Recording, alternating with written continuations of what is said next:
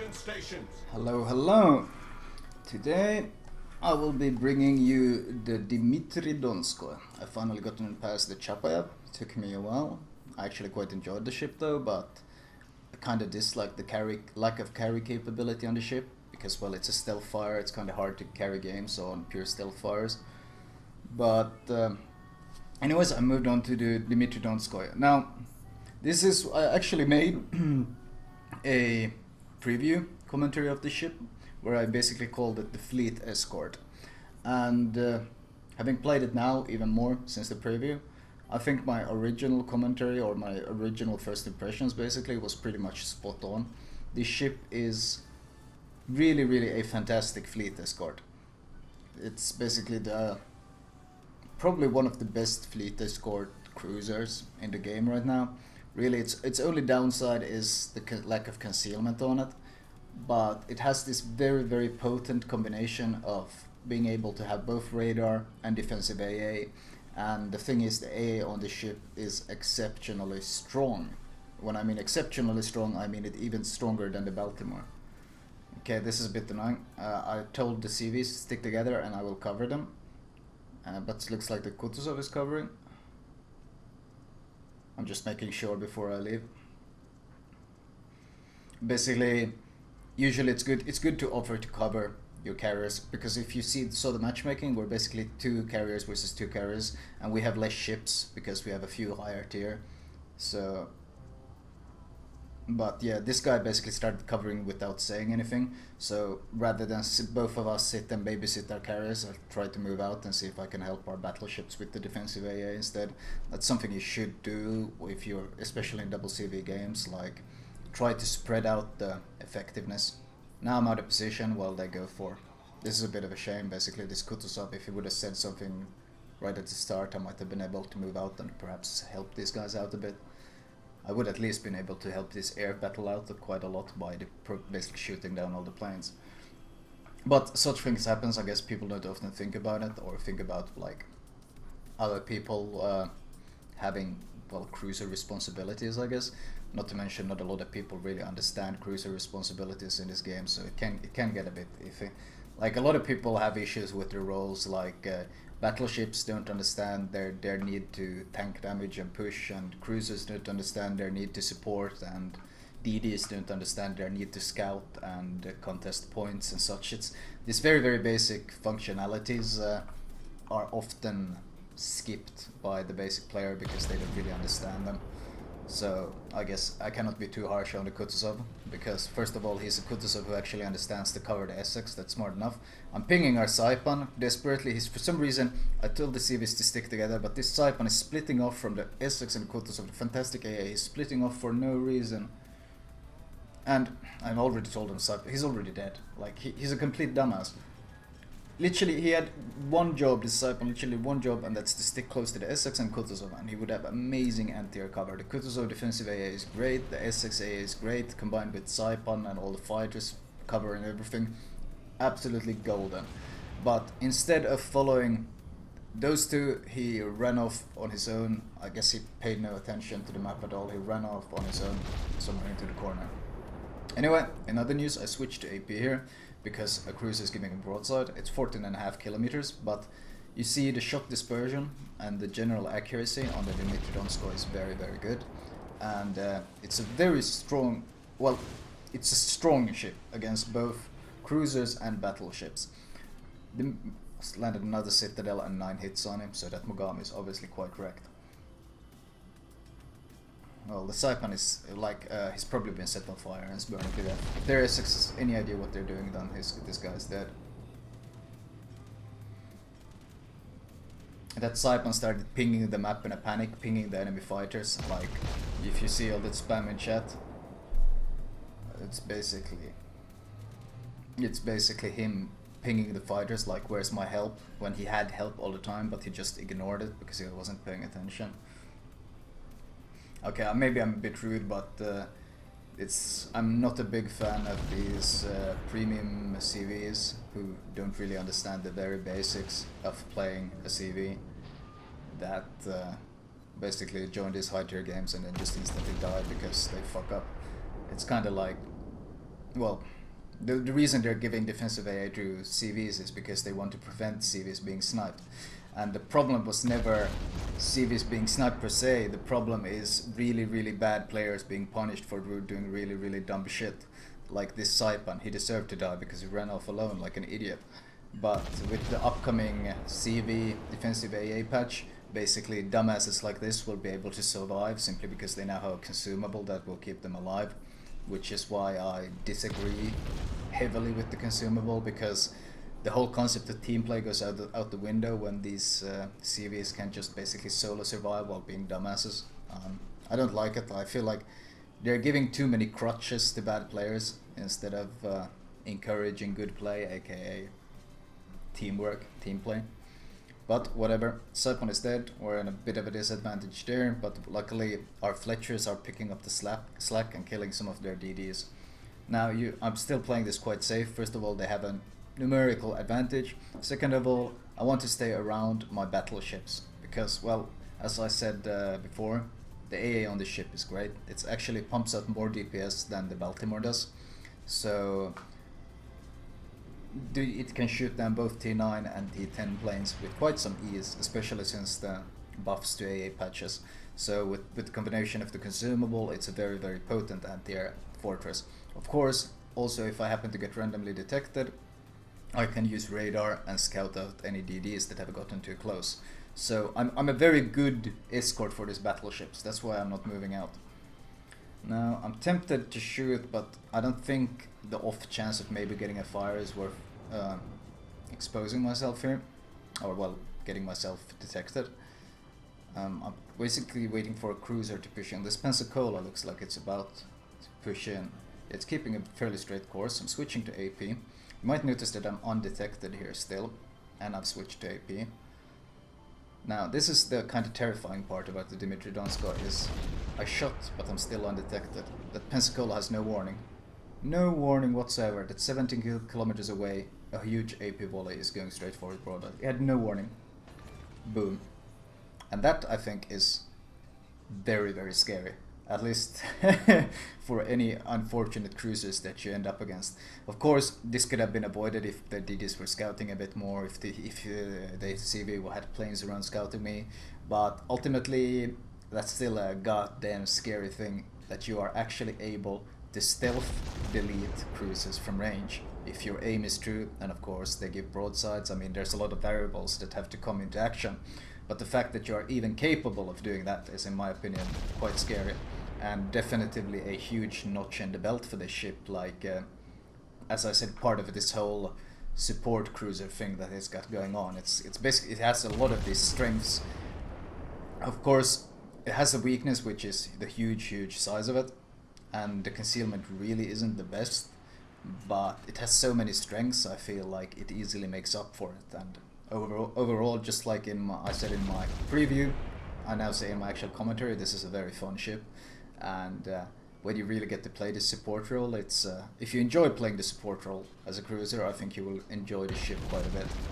Very good at pumping out DPS at battleships and cruisers alike. Very good at dealing with DDs and CVs alike. It's like a jack of all trades. Now you might notice there's planes coming for Essex. So while I am shooting these turrets, I'm at the same time turning towards our Essex, so I will be able to support them with these planes.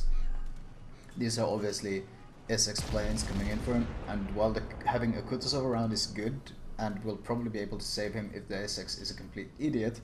If the enemy Essex has any idea what he's doing, he'll split his bombers up a bit so that the defensive AA won't be able to cover them all. There's also, of course, the fact that defensive AA doesn't spread out US bombers as much as Japanese bombers, meaning he's able to have fires land even with defensive AA active. But there is a combination of the Kutuzov and Essex AA combined. I barely contributed to that at all. They just completely wrecked those squadrons. And basically, if the Saipan had been stuck around with these, he would have been perfectly fine, but of course he ran off. So that was the end of his fate. And I'm saving my defensive area until I'm fairly certain they commit. Looks like he is committing. He doesn't really have much places to go anymore, so just activated it. And you can see the strength of this defensive AA. I'm trying to focus the bombers that haven't dropped yet.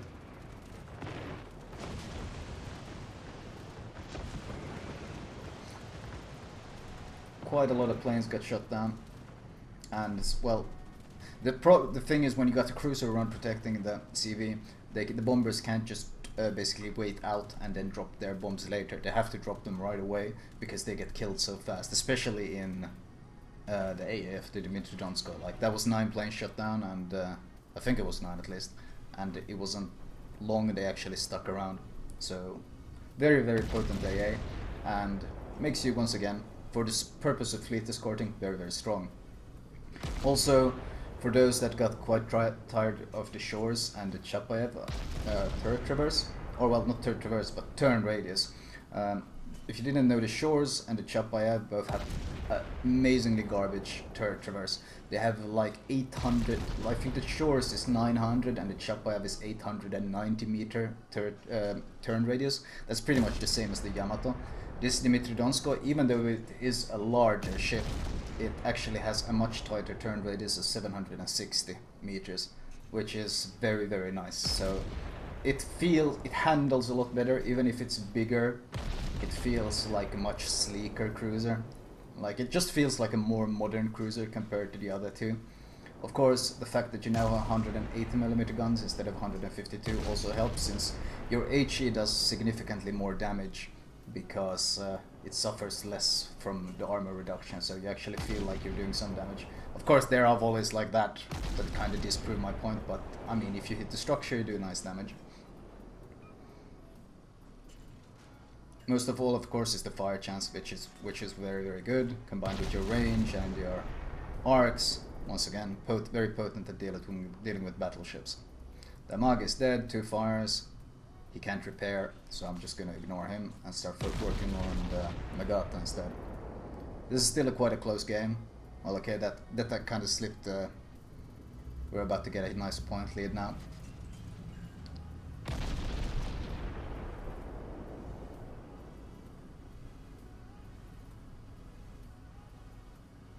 Let's see, is he gonna actually fire? Yeah, he's turning towards me. I have absolutely no need or interest in even closing the distance with him. Oof. That was not this guy. That was the Nagata. Because I didn't turn and avoid because I didn't see any shells. It was the Nagata, the 20km Nagata far behind me that shot. And he basically, even though he shot at me perfectly angled from 20 kilometers and he's only T7, you see how thin the Russian armor is. He did a huge chunk of damage and he permanently destroyed one of my turrets, which is obviously a mechanic I have often repeated is absolutely retarded. But that's another matter. At least they are buffing turret HP soon, which should have been done a lot sooner. But whatever, they're finally getting off their asses and realizing that perhaps this mechanic is absolutely brain dead. So that's definitively points to them. Now, anyways, the armor came into account there. I was perfectly angled away from the Nagata. He still did a huge chunk of damage. So instead of relying on your armor too much in the ship, you should basically rely on just straight up dodging shells. Oh, what's this? Ah, Fubuki actually managed to sneak quite close. Surprisingly brave, Fubuki. Getting this, they rarely want to get that close to a Russian DD. Because getting close to a Russian DD means setting yourself up to be radar scanned. Like if he would smoke up at any point here, I could just radar him out and he would die guaranteed. So quite a risky business from him. And well, he obviously paid for it. But still, in general, I'm surprised he even wanted to get that close. But then again, I'm kind of positioned, if you look at my minimap position as well, I'm covering both my S6 and my turrets from any basically possible, both DD and CV attacks. That's kind of what you have to keep in mind when you are playing a defensive cruiser like this, is that you actually make use of your defense. Sometimes it can be a bit tricky if your teammates are being extremely passive and cowardly and such, but in general, trying to stick around them with the help of your range is a good idea. Now you see planes coming, I instantly turn my nose against them. They're trying to go for the turrets, obviously. These bombers, I don't think torpedo bombers, they're not even going for me, they're going for the turrets. So I activate my defensive AA and focus them. With the speed at yeah, they're dying so fast, I think he might bomb me. Basically, I'm shot down 5 of them. I shot down the entire squad. So those bombers aborted the mission of going for the turrets and instead went for me because he realized his planes wouldn't even survive the path to the turrets before dying. So basically I just saved the turrets from a complete Essex strike there. So as I said, very very potent anti-air. And a very very strong fleet escort, of course, since this is an Essex which has notoriously quite strong planes, HP planes, and of course T9 just like me, so definitively not a ship to underestimate as a CV. Honestly, I think people will learn quite quickly just how terrifying this anti-air can be, like CVs will, and they will learn to avoid you better. But until that happens, well, all the fairly new Russian cruiser players can enjoy basically much like the Baltimore at launch. I don't know if any of you guys, Jesus, any of you guys played the Baltimore at launch, but back then CVs were very, very, very popular, and the Baltimore had notoriously strong anti-air, but no one really knew about it. So you'd see these CVs just fly straight over Baltimore, then look away, and then they look back and all their planes were gone, and they were wondering what the hell just happened. Here I'm actually gonna test a bit how a York handles AP. Like, I could be using HE here, but I don't really fear the York because I'm angled enough that I don't really fear his AP. And if he tries to torp me, well, I can just torp him before he torps me. And if he turns to give me that, I'm basically keeping AP for the reason that the reload is quite long on this ship, and most of all, I expect him to try and torp me at some point, and I'm keeping AP loaded for that moment when he turns. Like, every time he turns like this, I'm ready to punish him. He's not fully committing yet, he's kind of like baiting the turn, but I'm just gonna keep my AP loaded for when he actually goes for those torps, then I can really, really punish him. Obviously, you can see that 180 mils isn't quite enough to pen an angled York, which isn't strongly armored at all. It's just the fact that 180mm simply isn't strong enough. Now it's giving me so much broadside though that, yeah, now it's starting to do some damage. No Citadel, but significant chunk of damage. Oh, the CV deleted him. Of course, that York did the fundamental DD mistake that I often see and often warn people about, is never launch your torps when you're plane detected, because if you do, then your torps will get detected. I see a lot of people forget about this in turpitses and a lot of cruisers that use torpedoes. I'm not certain if they simply forget or they don't know it, but just for the sake of the future, if you are plane detected, any torps you launch will be instantly spotted. So, not worth doing it. Of course, in his case, he was, well, I don't know. He was pretty much dead anyway, so I guess it was a last YOLO attempt, but still, probably not worth it. Like, rather should have turned into the torps, or maybe he wasn't paying attention. I don't know. It's hard to decipher. Anyway, at this point, there's obviously Kagero here. Our CV is kind of helping him, but I'm just gonna go help kill him because in general, killing DDs with stuff like Essex, or in general these US bombers, is very RNG. You can one-shot him, or you can do absolutely zero damage. It's very RNG based, and Turpitz trying to kill it is probably going to take a while with his dispersion. Of course, I see bombers coming after me on the minimap, so I activate defensive AA. I already take it as a focus target earlier.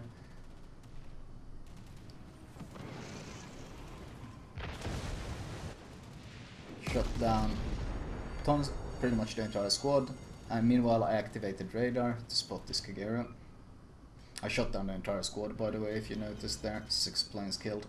That's just how strong it is, so you don't really want to commit on this dude unless you're pretty much at the end of the game where losing planes no longer matters. Doing it at the start of the game is a good way to quickly run out of planes, which can actually happen, even though it's quite rare. But if you attack ships like the Dmitri, it's definitely going to happen. My radars ran out, but the plane moved in, and this is going to be a kill. Once again, he did that fundamental mistake I just spoke about, launching torps while spotted by plane. Absolutely no point in doing it. Makes his torpedoes very, very easy to dodge. 4 seconds left, so this game is going to end in our victory.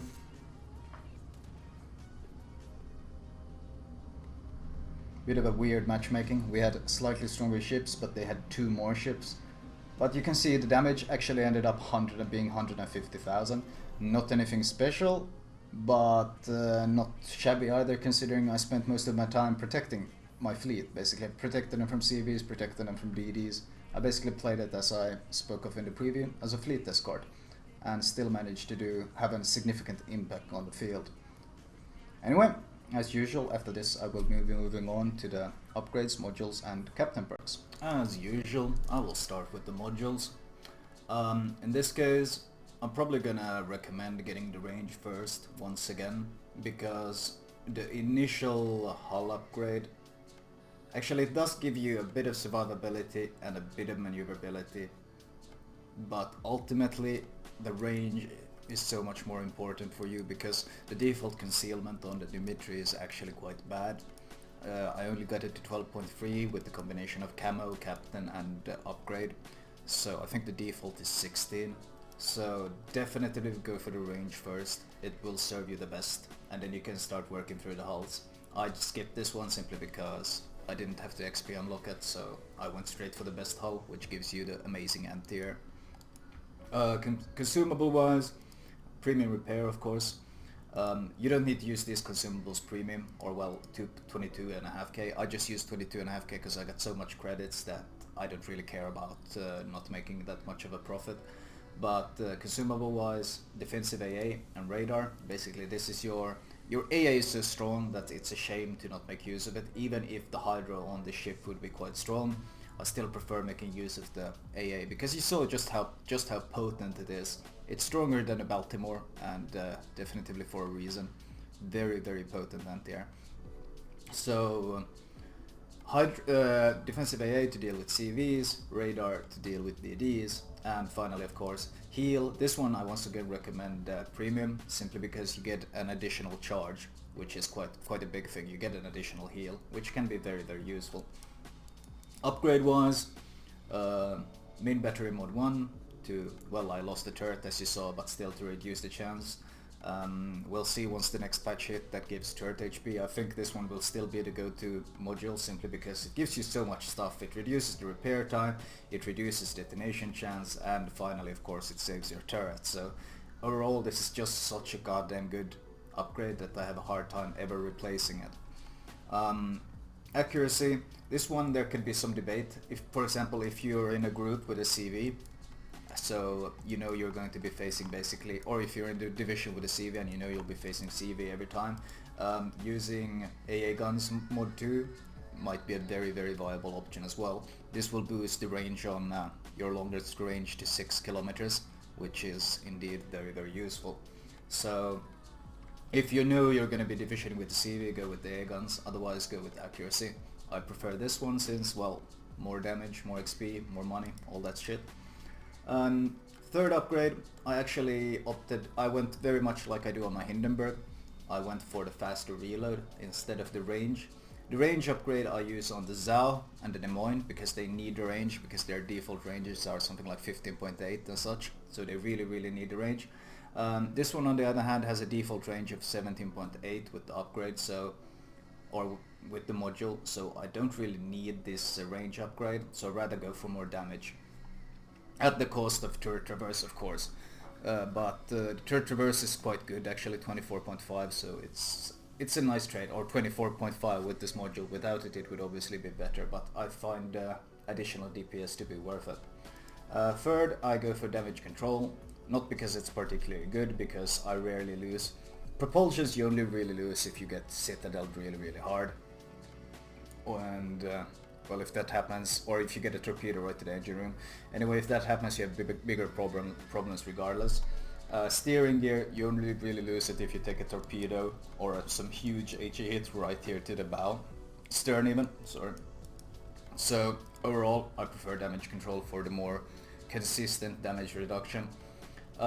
Steering gears, definitely.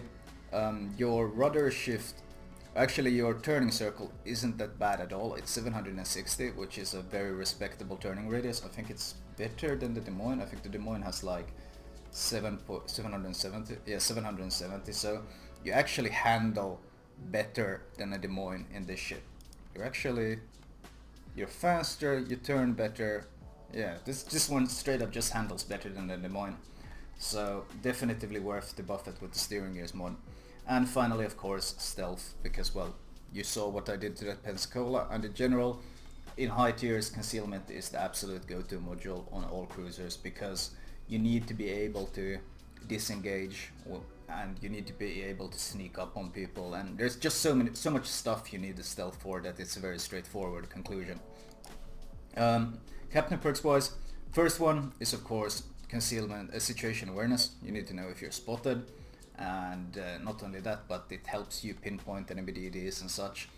And there's great synergy between situation awareness and your radar. If you're spotted, you can use radar and so forth. Third, traverse, because the other ones are garbage and don't really benefit you at all. Here there can be some argument. Both vigilance and superintendent are viable here. I'd say both are very viable. The advantage of superintendent is of course additional radar, additional AA, and additional heal, which are all consumables that you can end up using quite a bit of, especially the heal. So the superintendent is very, very strong on these Russian cruises. But then again, vigilance is also very, very nice. But in general, I haven't had much issues with the torpedoes on the Russian cruises, because I think it's the DDs know that you have radar, so they kind of stay away from you and avoid basically getting too close. So when you actually have to deal with torpedo spreads, they're usually coming from a mile away and they're quite spread out and so forth. So I've found superintendent to be quite passable without issues. Fourth perk, demolition expert. This is pretty straightforward in my opinion, because first of all, the HE spam is so good on all the tiers until this, and it's still strong at this tier as you saw, and it's strong on the Moskva. So I see no reason to go for AFT really. Like, this is, of course it makes the AA nuts, but you don't really need it. I mean, demolition expert is in my opinion by far your best bang for the buck here. And of course finally, stealth. Once you've gotten these basic 15 points, then there's some argument once again. You can go basic firing training, the AA buff is nice, or you can go basic survivability. Both these one pointers are extremely good. So this is entirely up to flavor. As the last point, I will put it probably, yeah, in expert loader. Yeah, I've considered respecing something, but ultimately I think I'll just go expert loader. I think it'll be quite good actually for quickly switching to AP or HE when you're loaded and you're waiting for that optimal shot. Anyway, that was my Dmitri Donskoi commenter. I hope you enjoyed it.